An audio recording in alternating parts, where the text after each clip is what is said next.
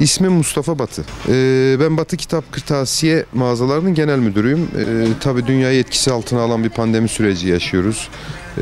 Bu pandemiden tabii ki herkes gibi biz de nasibimizi aldık. Biz de sektör olarak etkileniyoruz. Hatta biz kitap ve kırtasiyeciler olarak bizim özelimizde farklı bir durum var. Şöyle Eylül ayında biz 12 ay boyunca bir ay bekliyoruz. O bir ay Eylül ayında aslında birçok esnafımız, birçok kırtasiyeci arkadaşımız tüm masraflarını falan o ayda çıkarıyor. Bütün ödemelerini o aya biriktiriyor, o aya ayırıyor.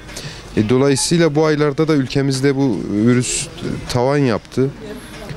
Okulların açılmaması çok ciddi manada etkiledi. Bunun sıkıntısını ciddi manada yaşıyoruz şu an ve bu sıkıntı bizim ya da sektör mensubu arkadaşlarımızın bu bir ayın özelinde yaşayacağı sıkıntı değil.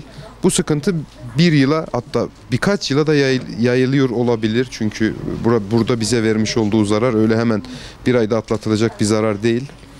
Sektör olarak sıkıntılı bir süreçten geçiyoruz.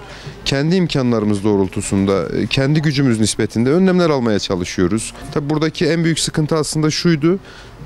İnsanların, sektör mensubu arkadaşlarımızın ve bizim de tabii okul açılacakmış gibi hazırlık yapılmasıydı. Çünkü okulların açılmayacağı, açılışının iptal olduğu okulların açılmasına çok kısa bir süre kala belli oldu ve açıklandı.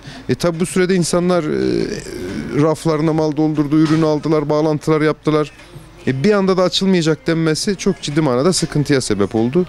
Yani inşallah el birliğiyle bu sıkıntılı süreci inşallah hep beraber atlatacağız diye düşünüyorum. Şimdi istihdamla alakalı durum şöyle. Biz şu ana kadar bu pandemi sürecinden dolayı herhangi bir personel çıkarmadık. Herhangi bir personelimizin işine son vermedik. Önümüzdeki süreçte hedefimiz herhangi bir personelimizin işine son vermemek. Bunu hedefliyoruz. Çünkü uzun yıllar birlikte hareket ettiğimiz, birlikte ekmek yediğimiz, birlikte yola çıktığımız 15 yıllık, 20 yıllık arkadaşlarımız var birlikte çalıştığımız. Onları biz kendimizden ayırt etmiyoruz. Şu ana kadar öyle bir şey yapmadık ama tabii bunu hep zorlayarak, yani bütün şartlarımızı zorlayarak böyle bir şey yapmamayı başardık. Önümüzde ne olur, süreç nasıl gelişir, nasıl gider bununla alakalı bir şey bilmiyoruz tabii. Kısıtlı bilgilere sahibiz. Doğal olarak neler yapılabilir bilmiyoruz ama şunu çok rahat söylüyorum. Biz insani olarak, ahlaki olarak bundan bahsediyorum. Böyle bir mecburiyetimiz yok aslında ama ahlaki olarak biz doğru bulmuyoruz ve sonuna kadar herhangi bir personelimizin işine son vermeden bu süreci atlatmayı hedefliyoruz. Bununla alakalı biz ekstra ilave şeyler yapmak durumunda kalıyoruz. Gücümüz nispetinde. Hani bu olmuyorsa, okul açılmıyorsa biz kendi çarkımızı döndürebilmek için neler yapabiliriz'i tabii ki düşünüyoruz. Bunu yapmaya da çalışıyoruz. Mesela biz firma olarak ne yaptık? Bu süreçte insanlar evlerinden çıkmasınlar diye sen gelme Batı gelsin diye bir kampanya başlattık. WhatsApp uygulaması yaptık. Bu WhatsApp'tan siparişler alıp gün içerisinde arkadaşlarımız evlere, iş yerlerine, müşterimiz nereye isterse oraya teslimat gerçekleştirdik. Bunun yanında ilave tedbir olarak hani okul çantası satamıyorsanız kitaba ağırlık veriyorsunuz. Kitap satmak için uğraşıyorsunuz. Evde insanların vakit geçirebileceği hobi malzemeleri satmaya çalışıyorsunuz. Tabii buradaki sıkıntı biz buna benzer önlemler aldık. Bir şekilde buraya kadar getirdik. Bundan sonrası için ne olur bilemiyoruz tabii. Ama bunu yapamayan arkadaşlarımız da çok fazla var.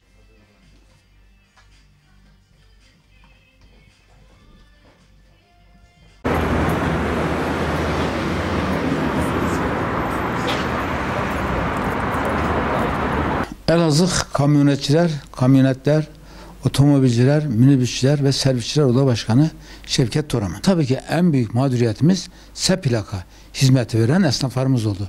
Biliyorsunuz 24 Ocak'ta depremden sonra 10 gün bir okullarımız açıldı. 10 gün okullarımız açıldıktan sonra gerek Elazığ'da yaşayan velilerimiz, öğrencilerimiz, milli eğitimdeki hizmet veren müdürlerimiz okulla ilgili herhangi bir çalışmalarımız olmadı. Tamamen durdu. Bugün 21 Eylül'de okullarımız açılsa dahi okulların açılması herhangi bir boşluğu doldurmadı. Doldurmamanın sebebi bugün gerek devlet okullarının gerekse özel okulların önüne gidin. Özel araçtan geçilmiyor. 400 tane aracımız varken şu şehirde şu an 150 tane servisçi esnafımız hizmet vermeye çalışıyor. Hem özel okullarda öyle hem devlet okullarında öyle. Bunun yanında da dünya kadar rehber personelimiz vardı. Zaten şu an rehbere yani ihtiyaç kalmadı ki. Yani öğrenci yok ki rehber ne yapsın? Esnaf ne yapsın? Öğrencimiz yok. Şu an gidişatımız ciddi anlamda servis yapan kardeşlerimiz herhangi bir iş de yapamadılar. Ek iş olanların belki bir iki tane kardeşimizin köyde, kentte köy çubuğu işte arazisi olanlar belki bazı imkanı yerinde olanlar bir şeyler yapmaya çalışsa da yani şu an Elazığ'ın yani gidişat ortada. Yani çok maddi durumu iyi olan da esnaf dahi yani mağdur sıfatını taşıyor. Servisçi esnaflarımızda bir tek amacı ve kayası var. Sektör kaybolmasın diye. Yoksa o paralara servis yapılmaz. Gerçekten sektörün ayakta durması için gerek rehber personelinde olsun, gerek öğrenci servisimizde olsun sektörü ayakta tutmaya çalışıyorlar. Ama şu an işte yani böyle ufak tefek yardımların olması bir şey ifade etmiyor. Yani bunlara tatmin edici bir yardımın yapılması artık zerru hale geldi. Vatandaş esnaf olarak devletimizin yanındayız. Devletimize de her türlü desteği vermeye biz burada hazırız. Ama devletimiz de en azından hiçbir şey dahi olmasa bizim bu esnafımızı bu kullanılan kredilerin, faizsiz kullanılan kredilerin bir yıl ertelenmesi için taleplerimiz var. İnşallah bunları değerlendirirse biz de mutlu olmaya çalışacağız. Ben bakkallar ve tekel bayileri Esnaf Odası Başkanı Cebrail Top. Evet, ülkemiz zor bir süreçten geçiyor. İlimiz haliyle daha da zor. İki kat daha zor bir süreçten geçiyor. Neden? Bildiğiniz gibi 24 Ocak'tan sonra ilimizde 6.8 şiddetinde bir deprem meydana geldi. Özellikle bizim odamıza bağlı kantin, manav, şarküteri özellikle bu deprem sürecinden tutun da bu pandemi sürecinde en fazla etkilenen kantinci esnaflarımız oldu. Odamıza bağlı yaklaşık 91 kantinci, milli eğitime bağlı 12 tane dershane ve üniversite kantincimiz gerçekten yaklaşık bir yıldan fazladır çok mağdur olduklarını görüyoruz. Şu anda biz okullarımız açıldı.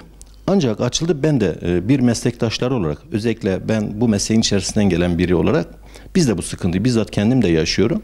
Şu anda yaptığımız cirolarımızın çok altında. Şu anda vergilerimiz var, SSK'mız var, elektrik çok giderlerimiz oluyor. Personel giderimizi şu anda çıkartamıyoruz. Bu konuda biz devletimizden çok ciddi destekler istiyoruz. Özellikle biz bunlara deprem sürecinden dolayı esnaflarımıza kredi kullandırdık. Faizsiz kredilerden.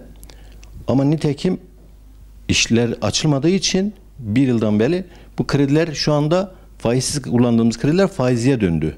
Çünkü yatıramıyorlar insanlar. İş yapamadılar.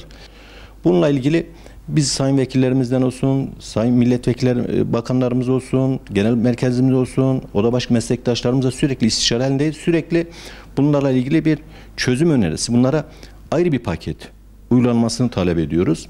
Düşünün, bir kantinde 5 kişi ekmek yiyordu. Şimdi sadece 1 kişi gidiyor.